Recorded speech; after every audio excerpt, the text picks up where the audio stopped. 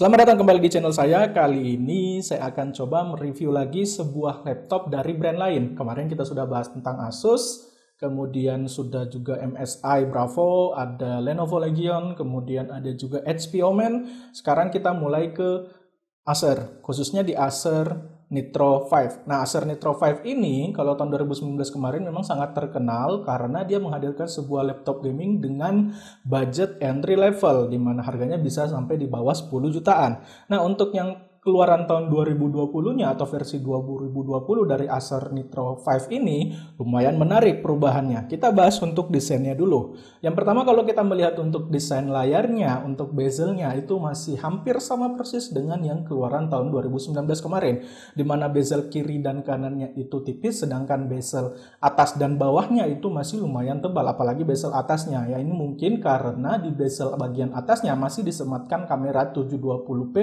30 fps. Sedangkan kalau kita melihat, perhatikan baik-baik, yang agak berubah itu sebenarnya desain di bagian belakangnya. Kalau di bagian belakangnya kemarin yang Acer Nitro 5 di 2019 itu polos, yang untuk 2020 ini kita lihat ada garis vertikal di bagian sisi kanan dan sisi kiri itu melengkung ke bawah yang sepertinya hampir mirip dengan yang ada di Acer Predator Helios 300. Kalau kita melihat lagi, ada lagi hal yang berubah, yaitu di bagian ventilasi untuk aliran udara keluarnya. Untuk yang di bagian bawahnya, kalau kita lihat, dia sepertinya mengadaptasi bentuk-bentuk yang sepertinya ada di HP Pavilion ya. Mungkin di HP Pavilion. Mirip seperti bagian belakang mobil Lamborghini ya. Sekaligus kalau kita bisa lihat untuk port powernya itu juga pindah. Awalnya itu di sebelah kanan dari laptopnya, ini pindah ke bagian belakang.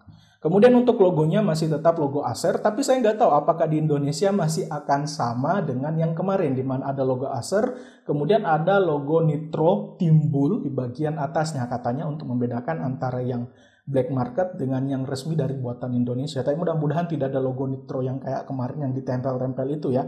Karena itu menurut saya lumayan mengganggu kalau misalnya kita masukkan ke dalam tas dan bisa saja lepas. Nah, kemudian kita lihat di bagian keyboardnya. Kalau dari bagian keyboardnya, hal yang pertama yang saya ingin katakan adalah di sini ternyata nanti akan ada varian dengan backlight keyboard yang sudah memakai Warzone RGB.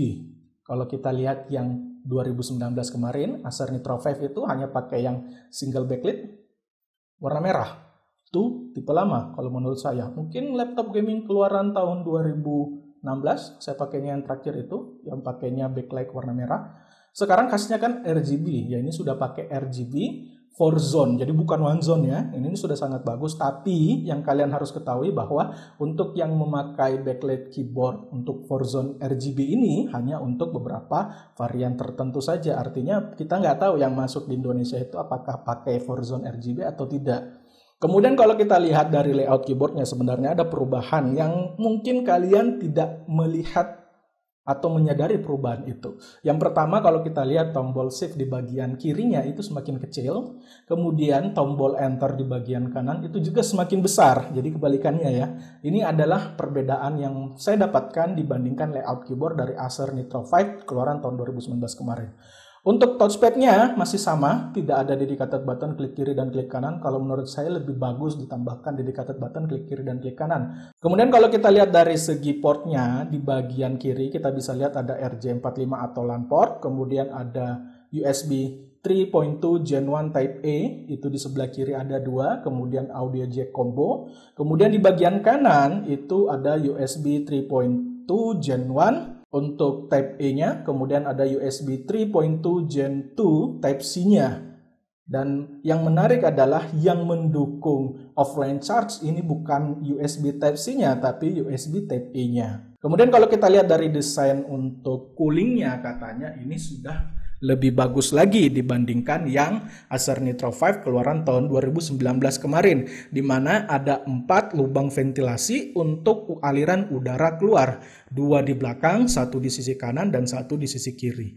Dia sudah menggunakan dual fan cooling yang diklaim kemungkinan akan lebih bagus dibandingkan yang tahun kemarin. Ya, karena memang Acer Nitro tahun kemarin itu ada masalah sedikit di bagian thermalnya. Kita masuk di bagian jeroannya. Untuk bagian jeroannya ini yang menarik karena Acer Nitro 5 untuk tahun 2020 ini menyajikan dua varian. Ada yang menggunakan Intel yang dikombinasikan dengan Nvidia, ada yang menyajikan juga AMD yang dikombinasikan dengan GPU Nvidia.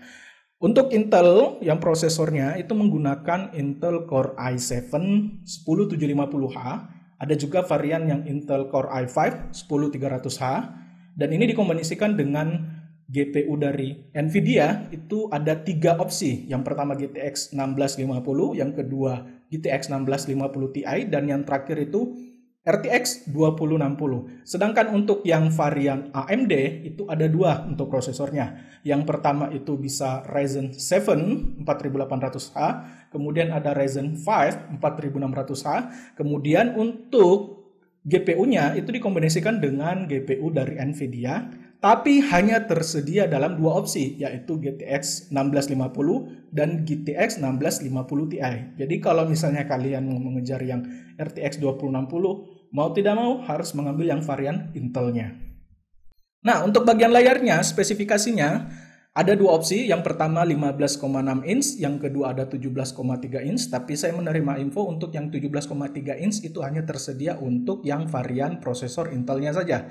Untuk resolusinya masih sama dengan tahun kemarin, itu memakai resolusi Full HD dengan panel IPS, kemudian refresh rate-nya 144 Hz.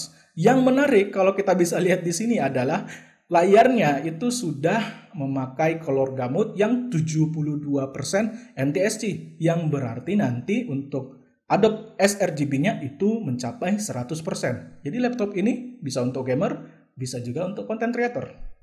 Untuk dari segi konektivitasnya dia sudah menggunakan Intel Wi-Fi 6. Kemudian untuk LAN-nya dia menggunakan Killer Ethernet E2600. Jadi kalau untuk masalah gaming dengan menggunakan koneksi LAN maupun Wi-Fi, saya pikir tidak ada masalah.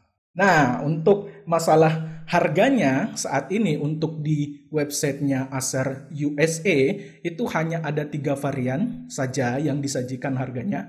Dan itu semuanya varian paling terendahnya, baik itu dari segi Intel maupun AMD. Untuk yang varian AMD Ryzen 5-nya, itu harganya di $600. Kalau kita lihat untuk kurs dolar hari ini, $1 itu sekitar 15.000. Berarti untuk yang AMD Ryzen 5 4600-nya dengan GTX 1650 itu harganya sekitar 9 juta. Untuk yang varian Intel Core i5 10300H dikombinasikan dengan GTX 1650 itu $650, atau kalau kita konversi itu sekitar 10 juta. Dan yang terakhir yang tersedia itu Intel Core i5 10300H dikombinasikan dengan Nvidia GTX 1650 Ti itu sekitar $900, atau dalam rupiah itu berarti sekitar 13 juta. Sedangkan untuk yang varian Ryzen 7-nya maupun yang Intel Core i7 10750 hanya yang dikombinasikan dengan RTX 2060 itu kita belum bisa dapat harganya. Yang jelas kalau melihat seperti pola harga ini untuk varian bawahnya saja ada yang sampai $900 atau 13 juta, yang berarti varian atasnya pasti akan lebih mahal. Untuk masalah rilisnya kapan, yang saya dengar infonya adalah untuk di Eropa itu rilisnya sekitar bulan Juni, yang berarti mungkin Indonesia ya selisihnya biasanya sekitar 2 bulanan ya. Kalau Juni, Juli, Agustus ya mungkin Indonesia Agustus. Bagaimana pendapat kalian tentang laptop ini? Silahkan tuliskan di kolom komentarnya. Sampai ketemu di video berikutnya. Goodbye.